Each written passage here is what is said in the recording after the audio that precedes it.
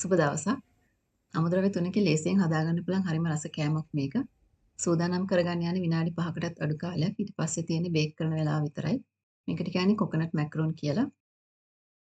අවශ්‍ය වෙන්නේ ඩෙසිකේටඩ් කොකනට්, එහෙම නැත්නම් වියලි පොල්, ටින් කිරි සහ වැනිලා. අවශ්‍ය නම් ලුණු ස්වල්පයක් දාගන්නත් පුළුවන්. ඉස්සෙල්ලාම අවන් එක අංශක 170 කට රත් වෙන්න තියන්න. අවන් එකේ ට්‍රේ එකට පාච්මන්ට් කොලයක් එහෙම නැත්නම් බේකින් පේපර් එකක් දාලා ගන්න. නිකම්ම ට්‍රේ එක පාවිච්චි කරන්න එපා. මොකද මේක ටිකක් ඇලෙනවා. ඩෙසිකේටඩ් කොකනට් කෝප්ප 2කමාරකට ටින් කිරි ග්‍රෑම් 200ක් මම දැම්මා. මෙතනදි මම ගත්තේ ග්‍රෑම් 390ක ටින් එකකින් භාගයක්. මේක සාමාන්‍යයෙන් කඩේ තියෙන ටින් එකෙන් භාගයක්. පොල් වලට ටින් කිරි දාලා හොඳින් කලවම් කරන්න. එකට වැනිලා තේ හැඳි එකක් දාන්න.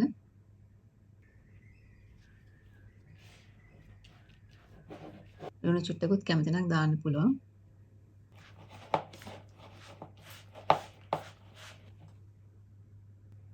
ඊට පස්සේ අතේ වතුර පොඩ්ඩක් ගාගෙන මේ වගේ පොඩි බෝල විදිහට හදාගෙන ට්‍රේ එක උඩින් තියන්න.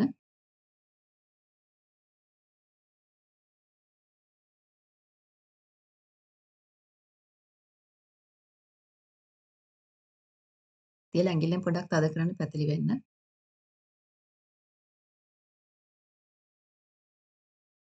එකිනෙක ගෑවෙන්න තියන්න එපා, පොඩ්ඩක් ඈතින් තියන්න. මේ රෙසිපි එකේ ප්‍රමාණය කුකී 12ක් 15ක් වගේ හදාගන්න පුළුවන්. දැන් අවන් එක රත් වෙලා නම් ට්‍රේ එක අවන් එකට දාන්න.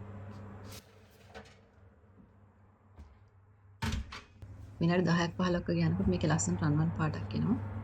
එතකොට මේක හැදිලා ඇති. අවශ්‍ය නම් තව ටිකක් දුඹුරු පාට වෙන්න තියන්නත් පුළුවන්. මේක එළියට ගත්තාම ට්‍රේ එකේ පොඩි වෙලාවක් නිවෙන්න තියන්න. මොකද මේක හයි වෙන නිවෙනකොට එළියට ගත්ත ගමන් අල්ලන්න ගියොත් කැඩෙන්න පුළුවන්. මේක හොඳටම නිවුණාට පස්සේ කන්න පුළුවන්. ගෙදර හැමෝම කැමති වෙයි මේක කන්න. මේ කුකී එකේ පොඩි ඇලෙන ගතියක් තියෙන එක සාමාන්‍යයි. මේක හුලන්න ඕදින භාජනයක දාලා දවස් 2-3ක් එළියේ තියන්න පුළුවන්. ෆ්‍රිජ් එකේ නම් දවස් 7ක් වගේ තියාගන්න පුළුවන්.